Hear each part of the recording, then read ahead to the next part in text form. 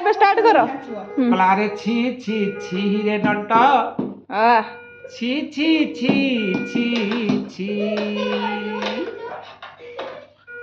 ଆରେ ଯମୁନା ଘାଟରୁ ଲୁଗା ଚୋରି କରି ତୁ ତୁ ତୁ ତୁ ଆରେ ଯମୁନା ଘାଟରୁ ଲୁଗା ଚୋରି କରି କଦମ ଡାଳରେ ଲୁଚେଇ ଥେଲୁ ରେ ନଟ ଆରେ ଛି ଛି ଛି ଛି ଛି ତାପରେ ମୂଷା ଆରେ ଅଗାଧ ଜଳରେ ଗଜ ଡାକ ଦେଲା କୁମ୍ଭୀରକୁ ନାଶ କଲୁ ପୁରୁଷ ବାସ୍ତଳେ ଦ୍ରୌପଦୀ ଡାକିଲା ଲଜ୍ଜା ନିବାରଣ କଲୁ। ବାସ୍ ତାପରେ ବୁଝିଲ କି? ଆଉ ଆଖିଟା ଖୋଲିକି ଟିକେ କୁହ।